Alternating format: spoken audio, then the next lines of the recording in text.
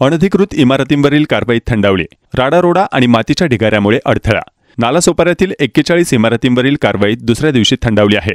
गुरुवारी 7 इमारती पाडल्यानंतर मोठ्या प्रमाणात राडारोडा जमा झाल्यानं कारवाईत अडथळा निर्माण झालाय. त्यामुळे दिवसभर हा राडारोडा हटवण्याचं काम सुरू होतं. नालासोपारा पूर्वेच्या आचोळे या ठिकाणी क्षेपणभूमी आणि सांडपाणी प्रक्रिया प्रकल्पासाठी आरक्षित असलेल्या जमिनीवर भूमाफियांनी 41 अनधिकृत इमारती बांधल्या आहेत. या इमारतीत 2000हून अधिक कुटुंबे राहत आहेत. मात्र सर्वोच्च न्यायालयाने या इमारती बेकायदेशीर असल्याचे ठरवून त्यावर कारवाई करण्याचे निर्देश वसई विरार महानगरपालिकेला दिले होते. त्यानुसार गुरुवारपासून पोलीस बंदोबस्तात कारवाईला सुरुवात करण्यात आली होती. पहिल्या दिवशी एकूण 7 इमारती पाडण्यात आल्या. या इमारती अति धोकादायक C1 वर्गातील होत्या. त्यामुळे तेथील रहिवाशांना बाहेर काढून कारवाई करण्यात आली होती. शुक्रवारी पुढील इमारतींवर कारवाई करण्यात येणार होती. मात्र शुक्रवारी कारवाई झाली नाही. पहिल्या दिवशी 7 इमारती पाडण्यात आल्या होत्या. त्याचा राडारोडा मोठ्या प्रमाणावर जमा झाला आहे. त्यामुळे कारवाईसाठी अडथळा निर्माण झाल्याने शुक्रवारची कारवाई स्थगित करण्यात आली आहे. राडारोडा उचलण्याचं काम सध्या सुरू आहे. तो उचलून परिसर मोकळा झाल्यानंतर पुढील इमारतींवर कारवाई केली जाईल, असे पालिकेचे उपायुक्त अतिक्रमण विभाग दीपक सावंत यांनी सांगितले. कारवाई झाली नसली तरी शुक्रवारी या परिसरात पोलिसांनी बंदोबस्त ठेवला होता. सर्वच माती, विटांचा ढिगारा आणि राडारोडा होता. आपल्या घरांची मातीमोल झालेली अवस्था पाहून रहिवासी हळहळ व्यक्त करत होते.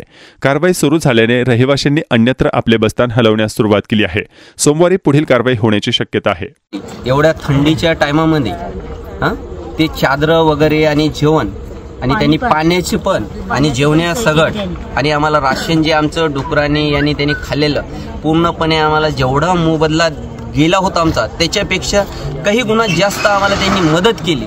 आणि आम्हाला असं वाटते की त्यांनी आमच्यासाठी जे केलं ते आमचे मायबाप आहेत आणि त्याच्यासाठी आम्ही जे नाही करावं एवढं आमच्यासाठी कमी आहे की त्यांचे जेवढे उपकार झाले आमच्यावर. कारण की आत्तापर्यंत कोणताच नेता आलेला नाही, काही नाही. कारण की एकच भाई ठाकूर पण होता. भाई ठाकूर जेवपर्यंत होते तोपर्यंत पण बिल्डिंग तुटली नव्हती. ज्या वेळेस भाई ठाकूरचं सरकार पडलं त्यावेळेस बिल्डिंग एका दिवसामध्ये कशी तुटू शकते. 4 दिवस आम्हाला सांगायला पाहिजे होतं आधी किंवा 1 महिन्याखाली आधी सांगायला पाहिजे होतं. आम्हाला आज संध्याकाळी 7 वाजता नोटीस दिली, नोटीस लावली. आम्ही रात्रीला 10 वाजता 11 वाजता नाक्यावरती काम करणाऱ्या व्यक्ती आहे. आम्ही आमची शेती वगैरे विकून आम्ही जे कष्टाने आमच्या लेकरांना शिक्षण करण्यासाठी आम्ही